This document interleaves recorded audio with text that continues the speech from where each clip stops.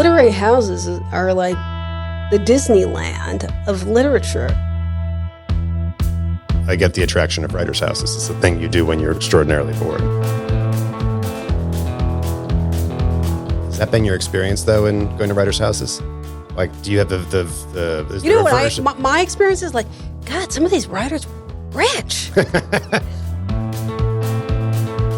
This is Dead Writers, a show about great American authors and where they lived. I'm Tess Wilson. And I'm Brock Clark. A decade ago, I became obsessed with saving Harriet Beecher Stowe's house in Maine. Then I did save it, but I'm still obsessed with literary houses, and not just Stowe's. I wrote a novel called An Arsonist's Guide to Writers' Homes in New England because I couldn't figure out why anyone goes to writers' homes, let alone tries to save them. You'd think I'd hate Brock. But you're my colleague. You can't hate me. It's true. That would be awkward. So instead of hating each other, we made this show.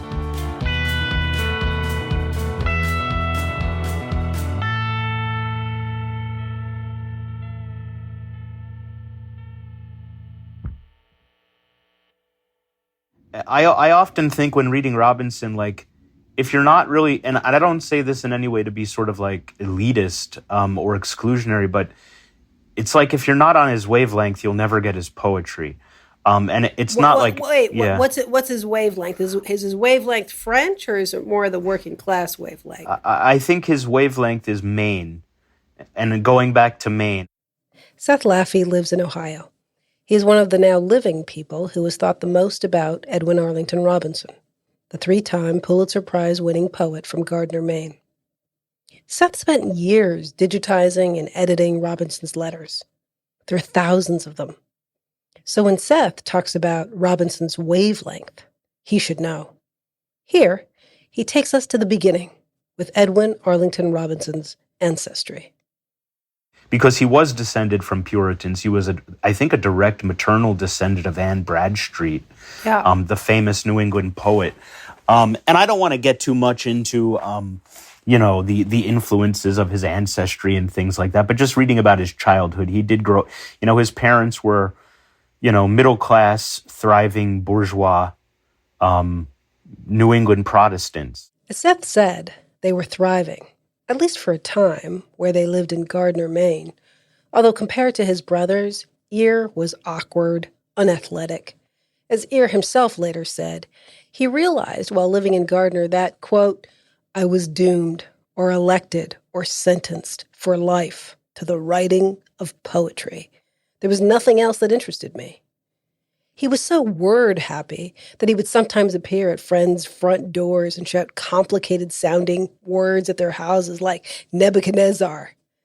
A young man living in a small town shouting the names of Babylonian kings is probably going to have a rough time of it, and he wasn't the only one.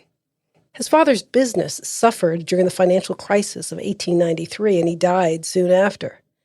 His brothers died of drug overdoses and alcoholism. His mother died of diphtheria days before the publication of EAR's first book of poetry.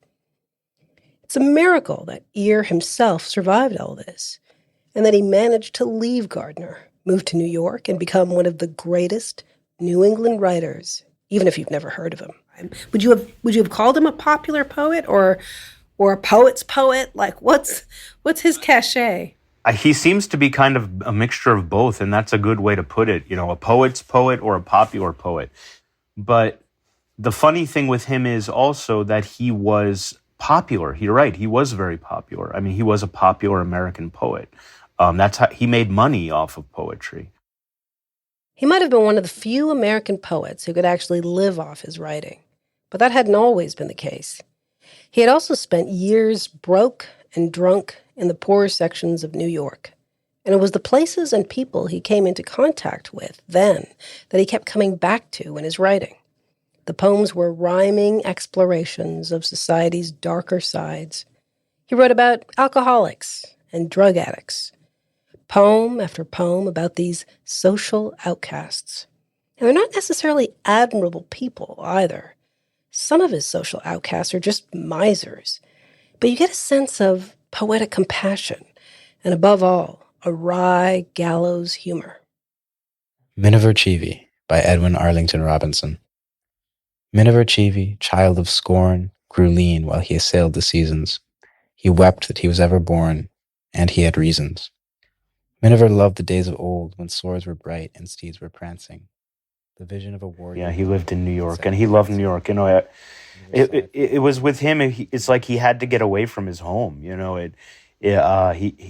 There were a lot of just and it haunts him because you could see that poem after poem is about Gardiner or people from Gardiner or some place that could be a stand-in for Gardiner. For Gardiner. So I mean, it's so weird because Gardiner is almost like a dot on the map. I imagine you've been there. Yep. No, actually, I never went to Gardiner. You never went? Oh. No. When I came up to Colby, I just didn't have a chance. I had to quickly do my work there, and then I had to come back, and I haven't had a chance to come up since, but I would like to, for sure.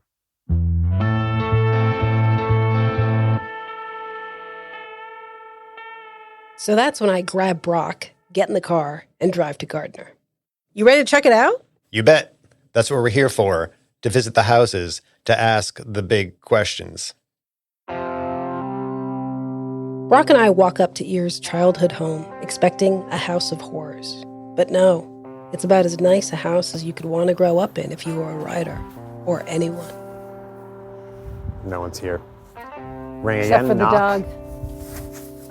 Well, if they have a dog, and they hear the dog bark. Oh. Hey. Hi, I'm Brock Clark, Tess Call. We're here doing a podcast on dead writers, and you live in a dead writer's home. Did you know this? Yeah, I did. I'm sorry. I mean, like in the middle of a work meeting, and course. was not expecting. That's what we didn't call ahead. Yeah. I'm sorry. That's okay. Yeah. Would you mind if we looked at the sign out front? Yeah, that's fine. You're welcome to. Yeah, look around. Okay. Yeah, Oh, I'm what's your sorry. dog? Oh, sorry. Yeah, I'm working from home. We're totally fine. Yeah. Talk. Yeah. Okay. Come on. Sorry about that. That's you're fine. welcome to wander around. Thank you. Thank you. Yeah, Thank you. Yeah. Oh, hi. Oh, she's in the middle of a work meeting. You're going to come You with need us. to go back in.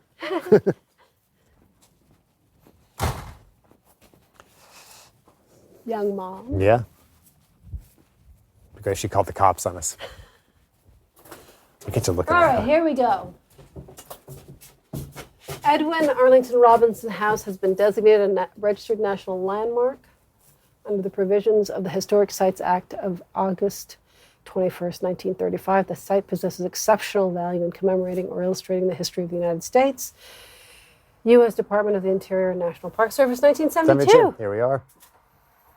These big, this is pretty. It is a nice It house. might be the big prettiest porch. house we've seen so far. Yeah.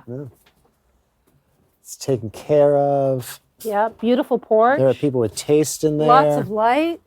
She's on Zoom. There's a over music there. stand. There's a dog. She's moving because she can see you we're looking at her her. windows. Yeah.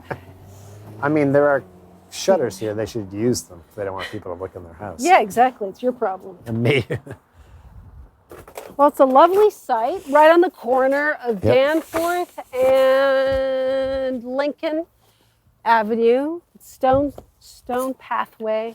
Lots of property, lots of light. Yeah, I mean, Brock, this would have been a nice place to grow up. it would have been. Why was he so depressed all the time? Our friend Seth, who we talked with earlier, has a theory about why he would have felt that way in Gardiner. Well, he was so, like, he felt like he was just so out of the world. When he was writing his early letters in the 1890s, before he went to Harvard, and then when he went to Harvard, it was like he discovered the world. And then it was like he discovered, like, the cosmopolitan nature of a world he'd never seen, in Harvard, and people and friend groups and circles of people that would discuss common interests and events and things like that. And then I think after he came back from Harvard, it was never the same for him. He could never really, he was always just so miserable there. But he was miserable before going to Harvard. He always felt like an odd duck. Yeah. Because he thought of himself, very early on, he was aware of himself as taking a contrary position to materialistic 19th century capitalism. To Seth, there's something in EAR's poetry that could work as well as a kind of corporate critique as much today as 100 years ago. And in fact, Seth feels like he sees some of those themes and viewpoints on TV. I think that Breaking Bad is whether the writers of Breaking Bad and same thing with Better Call Saul, whether they're aware of it or not. I think sort of these characters, these sort of misfit, broken American anti-heroes are sort of in the tradition of Robinson, not directly, but I think that there is sort of a lineage there in some ways. So Seth is talking about lineage. Breaking Bad or Better Call Saul might not have a direct link to EAR, but it doesn't take much work to make the connections. If you've seen the show, you'll remember Bob Odenkirk, who plays the protagonist in Better Call Saul. And he also stars in the AMC show Lucky Hank, which is loosely based on Richard Russo's 1997 novel Straight Man. Now, whether or not you've read that novel, you still might know Richard Russo because he, just like EAR was, is also a Pulitzer Prize-winning Maine author. So we had the idea to bring Russo into the studio to talk about Maine, small towns, and all the misfits and misanthropes who live there. And when he gets here, he takes us back to his own childhood on 36 Hellwig Street in Gloversville, New York, the deindustrialized, working-class town once famous for making gloves. This is probably, you wrote this book that's it's a memoir called Elsewhere, which it really speaks a lot to what we're thinking about with Edwin Arlington Robinson, about writers having to go elsewhere to write about the things they care about. Is this, so I don't want to put words in your mouth, but one, what's your relationship with your main subject, which are these small towns? Not your only subject, but one of the enduring ones. No, you're right. That's pretty much it. Yeah. And so did you feel that was it this calculated that you had to go somewhere else to write about these places? Or did you just happen to be somewhere else and that's when you started writing? Well, the title to that book really comes from my mother, in the sense that from the time that when I was living at 36 Hellwig Street, she always believed that the only way for me to succeed, for us, was to go somewhere else. And she wanted to she knew that there was going to be some gravitational pull from the place that we were leaving, because my father was still there, of course. And but so we went all the way out to Arizona, to the University of Arizona. And I think for her, our going out there was like, for me, entering the witness protection program. She believed that any success that I was going to have would be the result of my being able to put away the place that I came from. I was going to become educated. I was going to learn to speak the talk, to speak the language of educated people. And after I had done that long enough, and she wanted me to become a college professor, after I had done that long enough, then no one would guess where I was from. And that's how I lived my life, with the sense that I really needed to never let people know that I came from, especially Gloversville, New York. And I would say, "Oh, I'm from New York." let people come to whatever conclusions that they wanted to about that, or maybe upstate New York, because there were some beautiful places in upstate New York, like Saratoga Springs, that I've written about fictionally. But yeah, that was the whole idea. And I think for a very long time, I accepted that as kind of truth, that I was going to have to keep this secret of where I was from, lest I be pulled back in. And of course, I was pulled back in immediately. And what pulled you back in? Yeah, what made you let the cat out of the bag, so to speak? Well, part of it was that my father was still there, of course. And when my parents split up and my mother and I moved to Arizona, my father was still there, and I needed to make money during the summers. That was the only way I was going to school. And at some point during the various times that I came back to New York and worked construction with my father, at some point, I think it dawned on me that this was the place And these were the people that I not only knew most about, but loved most.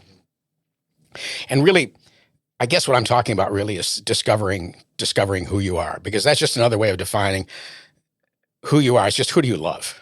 Yeah, but there's something about going from who you love and who your people are when you spent those years with your mother being ashamed of that and wanting to keep it a secret, to now documenting their lives. I mean, isn't that what your stories That's what do? they all... You're not just loving them, you're telling the world about them. And this is what brings us to Robinson's work. Right. Obviously. Yeah. It's him sharing this, really this hatred for Gardiner, Maine, having grown up there and moving to New York, going to Harvard for a couple of years, and then he couldn't let it go. But it was kind of like, for him, it was a love-hate thing.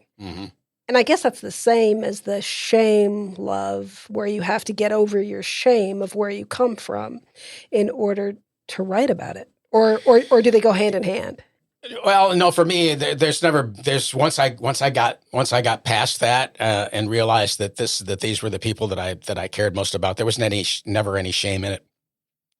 Stories about everyday people and everyday situations weren't really in vogue when Russo started out as an author. EAR was writing at the height of modernism, and Russo at the height of postmodernism. These are two genres of writing that weren't really EAR's or Russo's style. They had to find their voices elsewhere to write about the places they came from. So Carver and Yeats have the sort of small town, there's a kind of small town grimness to both their work. But I think of your work as very funny. And I mean, there are moments of humor in Carver too, and some in Yeats, although not a lot for me at least. But you wouldn't describe them as comic writers. No. So I wonder if this is just your sensibility, or if there's something in the places and the people you write about. So the kind of small town approach I always distrust is that these are lives of grimness and they're just fated to be grim. And we have to do them justice by being really earnest about them. This is my little hobby horse. But you don't seem to have that approach at all. No. And so you could talk about, because, these are often places in the decline. Their heyday was in the early 20th century. And then it's just been, that's the sound of plummeting that I'm just making for the podcast. But I don't get that sense even though the lives of the people in the stories and novels are in rough shape, and I don't ever feel that there's a kind of grim fatalism to the work itself. And I'm wondering if you're conscious of this. Very, very conscious of it. Very conscious of it, Brock. I mean, I as dark as things get, the humor becomes that much more essential. The same reason is essential in The Adventures of Huckleberry Finn, which goes to the deepest, darkest parts of the American character. Ignorance, racism, violence, all those things that we don't like to think of as part of the American character, but is present.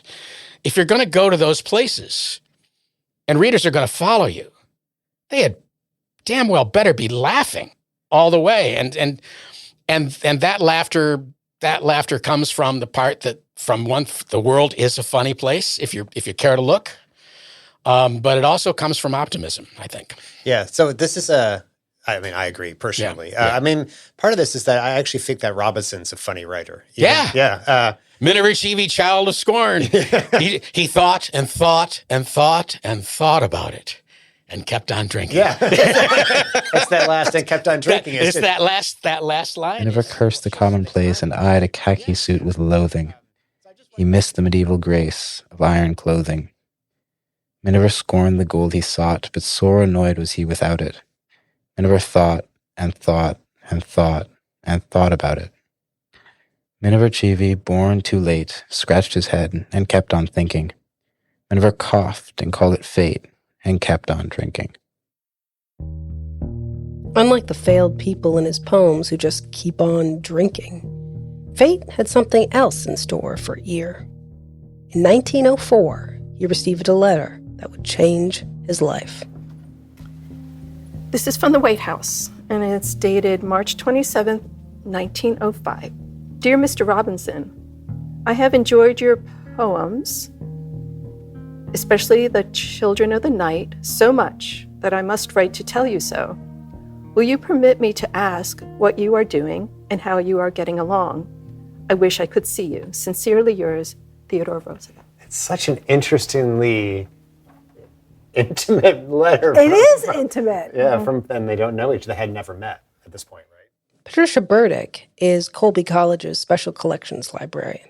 She manages the Edwin Arlington Robinson collection there that includes all the books he owned when he died, some of his old glasses and photos, and even some really odd 12-inch long white pipes that a friend has doodled on.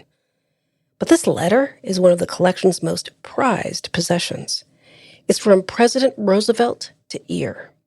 Pat tells us that they hadn't met when he sent this note, but the president had gotten a copy of EAR's poems from his son Kermit and really loved them. Roosevelt admired his poetry and then went out of his way to give Robinson, I think, quarters in the Custom House in Boston, so that he had a place to write, a quiet place to write. So he really did try to help this poet early on in his... From this time on, things really changed for EAR. He wasn't just recognized by the president, but included in the inner circle of New York's literary scene. And loved by critics. He won 3 Pulitzer Prizes for poetry. 3! No one has ever done that. Pat has laid out all of the 3 Pulitzers on the tables for us to look at. And we see a small but significant typo. One of the Pulitzer citations says that he's Edward, not Edwin Arlington Robinson. Mm-hmm. Yeah, the reason I was mentioning the... You were harping. Maybe I was harping a little bit. This is someone who won 3 Pulitzers, which is just remarkable. That one of them gets his name right seems perfectly suited to how kind of... this is praise down in the mouth he was often as a poet, where he's a poet who plays with like grandeur, but there's always, for instance, booze lurking at the end of a poem, as in Cheevy. And there are a number, so this seems perfect that he's got this great honor, the thing we all dream of, and yet they get his name wrong. In some ways, that couldn't have happened to a better poet. Like it seems like they have the right poet for whom, to whom this would happen. Well, I do know, working with Scott, that Robinson really hated his name. Pat is talking about Scott Donaldson, the biographer of Hemingway, Fitzgerald, and other literary giants, including EAR. He used to pronounce it in these very heavy syllabic ways that showed that he felt it was a ponderance, that there was this long name, started with Edwin, and that's why he went by EAR? People called him that, right? His friends called him. I think he preferred the initials because of his dissatisfaction with the name. There is something about that, what's it called? Is that an acronym? Sure. That's an acronym, right? Yeah. Mm-hmm. The acronym for his name is EAR, and he's a poet who has an ear. You're really stretching, aren't you? Well, there is something kind of poetic about putting that all together. It is right, though. He has that first name I called him Edgar by mistake in the car on the way up here. So it's not just me. It's also the Pulitzer Committee. And also, the Pulitzers he won, there's 19, this one's for 19, I've never seen a Pulitzer certificate, so this is kind of exciting for me that I'm looking at one 25. right here. 25, and it says the trustees of Columbia University. I also didn't know that Columbia University was the one who handed out this award. I only knew it when I got mine. Right. Yeah, right. You wouldn't know. Are you serious right now? No, I'm not serious. Jeez. Deadpan, Brock. To all persons to whom these presents may come, greeting, be it known that Edward, that's the typo, Arlington Robinson has been awarded the Pulitzer Prize in Letters for The Man Who Died Twice, the best volume of verse of the year by an American author in accordance with the provisions of the statutes of the university governing such award. And this is on the 3rd day of June in the year of our Lord, 1925. And that one is for what year, Brock? 22. And the one behind you? 28. So these are the years that Pound and Eliot and Hemingway and all those big dudes are writing, which we know about. Those names are as familiar to us as Wonder Bread, I guess. You Close. might say. Yeah. Uh-huh. Robinson died in 1935 at the age of 66 from cancer. And it was like this obsession with writing about outsiders and forgotten losers became a bit of a self-fulfilling prophecy. Not that he is a loser. No one can take away those Pulitzers or the fame he had in his life. But it seems like time has sort of moved on without him. Back when Richard Russo was in school, he was taught EAR. But when we ask Pat if students at Colby College read EAR, we get a quick no. No one has taught EAR there in years. The last time EAR really got his due was probably in 1964, when Simon and Garfunkel included the song Richard Cory, based on EAR's poem Richard Cory, on their hit album Sound of Silence. It's a catchy song about an unnamed worker who's envious of the factory boss, Richard Cory, and who at the end of the poem kills himself. This is where we would play Richard Cory for you if we could afford the rights. You know the song we're talking about, right?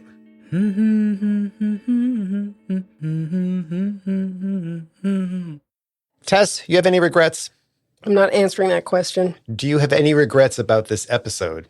Yes, I regret that we weren't able to get into EAR's house. Because you blame the owner. Yes, I blame the owner. Come on, she seemed nice. We showed up unannounced. Strangers bearing audio recording equipment, knocking on her door, riling up her dog. She was working from home. She was on a Zoom call. We were lucky she didn't shoot us. There are obligations to the public when you live in the childhood home of a 3-time Pulitzer Prize-winning poet. Maybe she doesn't know. There's a plaque on the front of the house. Maybe she only goes in the back door. It really was a pretty house, Brock. A house too pretty, maybe, for a poet named EAR. Poet who won 3 Pulitzers. And whose name was misspelled on one of them. A poet for whom things didn't work out, even when they seemed like they were finally working out. And who then did the only thing he knew to do about it. Poured himself one too many whiskeys? Yes, and then he moved away and wrote a poem about the pretty town called Gardiner, Maine. Yeah, isn't there a poem about that? Why don't you read a few lines from House on a Hill, Brock? They are all gone away. The house is shut and still. There is nothing more to say. Through broken walls and gray, the winds blow bleak and shrill. They are all gone away. Nor is there one today to speak them good or ill. There is nothing more to say. You have listened to Dead Writers with me, Tess Chicalical. And me, Brock Clark. Our managing producer and editor is Lisa Bartfai. Cedric Wilson has created our theme music and mixed the show. Ella Jones is our web editorial intern. And a very special thanks to our generous sponsors, Bath Savings, and listeners like you. You can find more information about the writers, their books, and their houses at our website on mainepublic.org. Thanks for listening.